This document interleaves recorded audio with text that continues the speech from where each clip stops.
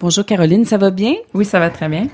Alors Caroline, propriétaire, fondatrice, productrice maraîchère de la ferme aux légumes d'hiver du côté de Saint-Félix de Valois, une entreprise qui a été fondée en 2010. Oui, c'est exact. Tu es agronome et tu as une formation en production horticole aussi. Je peux pas te dire que je suis agronome parce que j'ai pas passé l'examen de l'ordre encore, mais j'ai étudié en agronomie. Alors, aux légumes d'hiver, on fait la production maraîchère.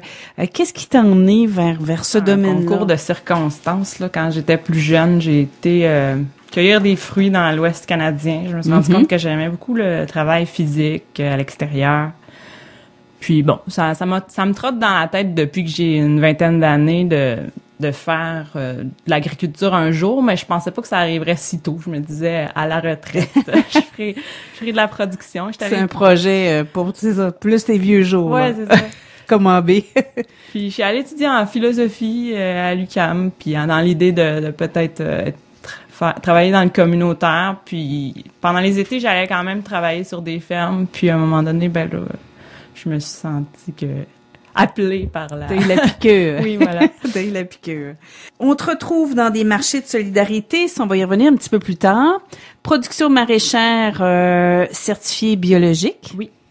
Donc ça, c'est particulier aussi. C'est un choix, c'est une philosophie. Oui, c'est un choix. Ben, au départ, je crois à la certification biologique parce que je pense que ça nous prend des manières de différencier entre ce qui est fait vraiment de manière biologique puis qui joue autour du biologique. Puis je voulais faire partie du réseau d'équitaires parce que le réseau, c'est vraiment une belle manière de faire la promotion des fermes. Puis c'était une exigence. Fait que je suis allée rapidement vers la certification.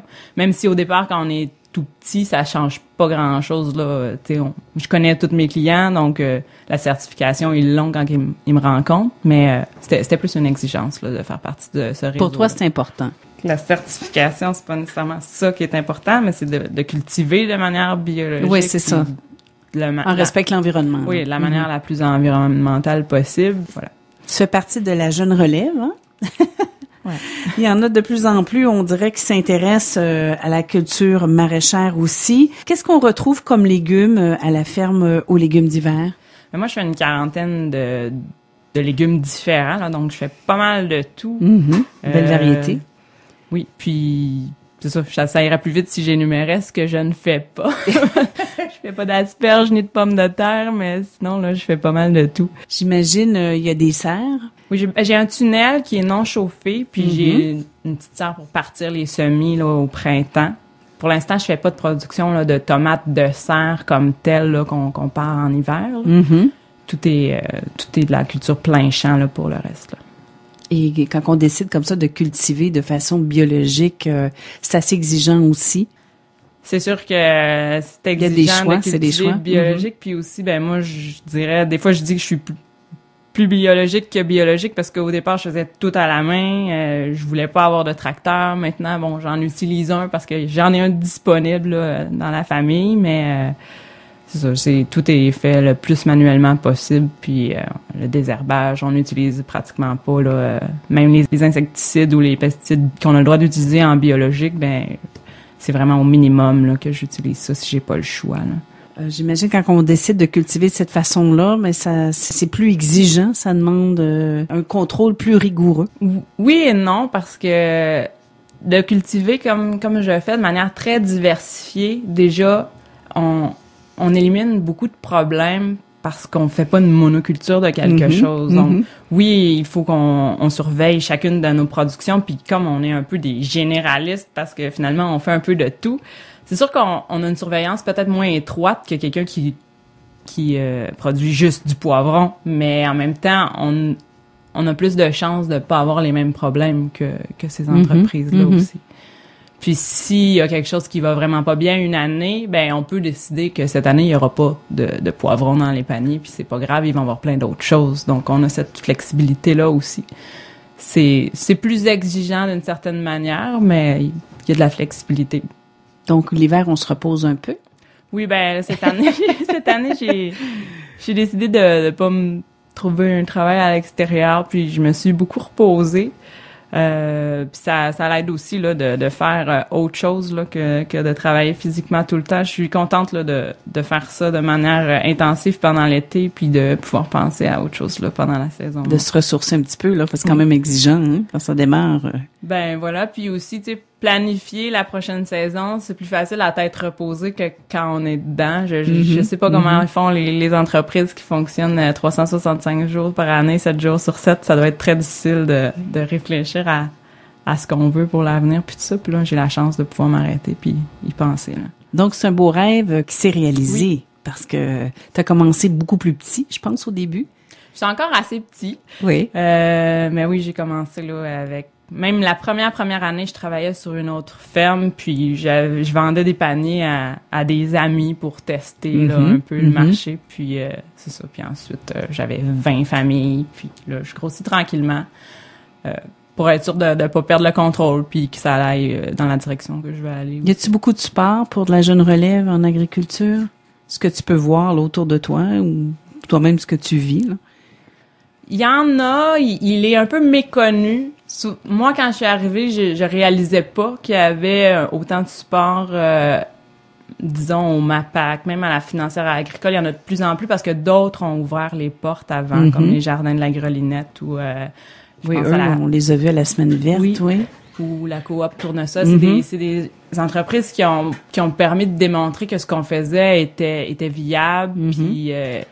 permettait aussi là à des petites entreprises d'émerger. Donc maintenant, il y a des gens derrière pour backer, pour nous supporter, mais c'est ça. Moi, je réalisais pas au début que ça existait, donc je voulais tout faire toute seule. Maintenant, là, je vais déposer un projet à la financière agricole bientôt, puis il y a de l'espace pour nous, mais il y a beaucoup de gens qui ne le savent pas puis qui s'imaginent qu'on doit tout faire par nous-mêmes parce qu'il y a pas d'aide, t'sais. C'est sûr que la production maraîchère, peut-être au départ, l'investissement est moins grand que sans doute d'autres, que de l'élevage ou d'autres. Oui, exactement. Surtout domaines. Une production comme celle-là. Moi, la première année, j'ai investi à peu près 5 000 $, puis j'ai pu avoir une production. Puis il n'y a pas beaucoup d'entreprises là qu'on peut démarrer avec si peu d'investissement. Là. C'est sûr que j'avais la chance là d'être sur une terre familiale, puis j'avais pas à acheter une terre qui aujourd'hui sont rendues assez dispendieuses, mais quand même, là, il y a cette possibilité-là. On a l'impression qu'il y a de plus en plus, tu sais, qu'il y a une belle relève, il y a de plus en plus qui s'intéressent là, à l'agriculture. Ben c'est ce que je sens autour de moi, mais pourtant, quand j'ai fait aussi un DEP là en production horticole il y a quelques années, puis il y avait pas beaucoup de monde là qui allait étudier dans ces formations-là, puis pourtant c'est super important là de savoir un peu ce qu'on fait quand on se lance dans ces entreprises-là, donc oui, il y a beaucoup d'engouement autour de ça, mais maintenant, des gens qui font vraiment le pas, c'est tranquillement que ça se passe, là. Oui, ils apprennent plus sur le top. À un moment donné, ils décident qu'ils ont besoin peut-être d'une petite formation. Oui, peut-être aussi. C'est comme un rêve, mais une fois qu'ils ont les deux pieds dans la terre, là, ils se disent, bon, on va aller chercher plus de connaissances, peut-être. Parce que le réseau, par exemple, d'Équiterre a connu une croissance assez grande là, dans les 10 dernières années. Puis là, dans les dernières années, on est arrivé à un plateau, là. Il n'y a plus une croissance aussi fulgurante, là. On parle d'Équiterre, c'est ce qui nous amène à parler des paniers offerts via le programme Le Fermier de famille d'Équiterre. On dit les paniers ASC pour agriculture soutenue par la communauté. Dans l'optique où les gens participent, ils font un paiement en partie à l'avance, puis ils achètent une part de récolte. Donc, ces paniers, ben ça débute bientôt, hein? L'inscription, on est dedans, là? Oui, l'inscription est commencée, puis les paniers, moi, ils commencent à la dernière semaine de juin. J'en fais pendant 17 semaines, ça s'étale jusqu'à la fin d'octobre. Ah. C'est quand même assez long. Ben oui. Les gens, des fois, ils défont leur jardin là, au mois de septembre, alors qu'on est en plein dans le maximum des récoltes. Là. Puis, j'ai 2 formats de panier. J'en ai un pour 2 personnes, un familial. Puis, j'offre aussi la possibilité aux gens de le prendre à chaque semaine ou aux 2 semaines. Donc, c'est quand même assez flexible. Puis cette année, j'ai ajouté aussi, les gens peuvent prendre des vacances parce que souvent, ils se disent, moi, je pars pendant 3 semaines l'été, puis là, le panier, je sais pas quoi faire avec. Donc, si les gens prennent des vacances, je vais leur déduire là, ces semaines-là. Ah, donc cette option-là. Oui. aux légumes d'hiver. Donc, panier via, l'initiative ou le projet d'Équiterre, fermier de famille, et les gens, s'inscrivent. Évidemment, il y a plusieurs producteurs dans la région qui offrent cette formule-là de panier. Je pense que c'est bien apprécié. Les gens qui adhèrent souvent reviennent d'année en année. Oui, moi, je suis contente de voir, là, j'ai une personne cette année qui s'est inscrite, puis ça va être la 4e année qu'elle est avec moi, puis, tu sais, j'ai un contact avec cette personne-là chaque semaine, elle vient me voir, puis on discute pendant 5 minutes, puis c'est ça qui est important aussi avec cette formule-là, c'est qu'on sait à qui on vend, puis on a tout de suite l'appréciation, on n'a pas l'impression de faire ça dans le vide, on n'envoie pas ça à une épicerie puis sans jamais savoir si les gens aiment nos produits. Fait que c'est vraiment valorisant. Puis s'il y a une semaine où ça va moins bien, où tu as été stressé parce qu'il y a pas plu ou quelque chose, les gens sont quand même là avec le sourire quand ils viennent chercher leur panier.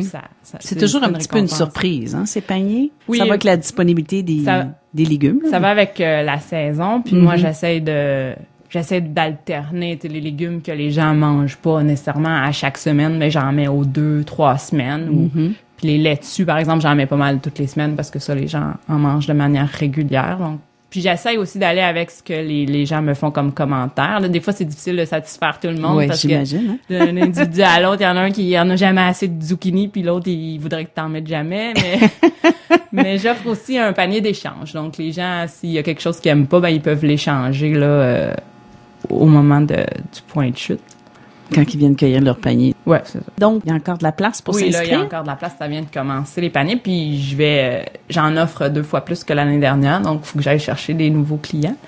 J'ai un point de chute qui est à la ferme à Saint-Félix. J'en ai un autre à Joliette qui va être au marché Bel-Air, dans le stationnement. J'en ai un à l'Épiphanie puis un à Pointe-aux-Trembles cette année. C'est intéressant. Et puis, on te retrouve aussi dans les marchés de solidarité régionale. Il y a celui de Brandon et celui de Joliette. Oui. Où c'est la plateforme Internet où les gens commandent. Exactement. Moi, je produis des laitues quand même un peu avant d'offrir mes paniers sur les marchés. Puis j'essaie de me concentrer sur quelques productions que je réussis vraiment bien, puis que je suis capable de fournir de manière plus régulière sur les marchés. Les gens y achètent à la pièce qu'est-ce qu'ils veulent. Puis durant l'été d'ordinaire, j'offre aussi la possibilité de prendre un panier pour que les gens essayent aussi la formule de panier, voir si ça leur convient ou pas.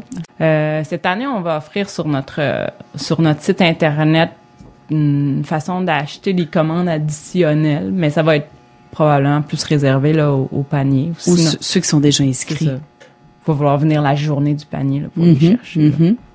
Donc ça, c'est intéressant. Il y a un bulletin, pas mensuel, mais hebdomadaire, qui est produit par toi? Disons qu'idéalement, il serait hebdomadaire. L'année dernière, il n'a pas toujours été hebdomadaire, mais on essaie de l'envoyer le plus souvent qu'on peut. On l'appelle notre Ruta Blabla, puis on met des recettes, des nouvelles de la ferme, des invitations. Parfois, on peut faire des activités aussi avec les partenaires, puis ils sont invités par ce bulletin-là. Donc, pour s'inscrire, ça fonctionne comment? Au bulletin d'information? Sur notre page Internet, il y a sur la page d'accueil, on peut s'inscrire. Sinon, quand les gens deviennent membres de notre panier, mais officiellement, ils reçoivent un bulletin aussi. Ce que je remarque sur votre site Internet qui est très bien, on a le contenu un peu des paniers. Donc, ça nous donne une idée. On a panier de début de saison, panier de mi-saison. Et puis, finalement, c'est la liste de la production. Oui, c'est un peu pour donner une idée de quand dans la saison les légumes vont arriver. C'est sûr que si on voit un légume qui est là toute la saison, ça veut pas dire que vous allez en avoir à toutes les semaines dans votre panier, mais c'est plus pour dire quand est-ce que vous pouvez vous attendre à en avoir. Le nombre de fois dans le panier, puis on a évidemment le calendrier rattaché à ces légumes-là. Donc, on voit qu'il y a une grande variété. Oui. La ferme aux légumes d'hiver, donc d'hiver VERTS, on vous retrouve dans les marchés de solidarité Joliette et Brandon. Et évidemment, on va donner votre site Internet si les gens veulent de plus amples informations. Oui, c'est le www.légumes avec un SDHIVERTS tout en un seul mot.com. Donc, légumesdhiver.com. Si les gens veulent communiquer avec vous? Ils peuvent le faire par courriel ou par téléphone, puis on est toujours ouvert à répondre à vos questions. Donc, le téléphone est? Le 450-758-6334. Le 758-6334.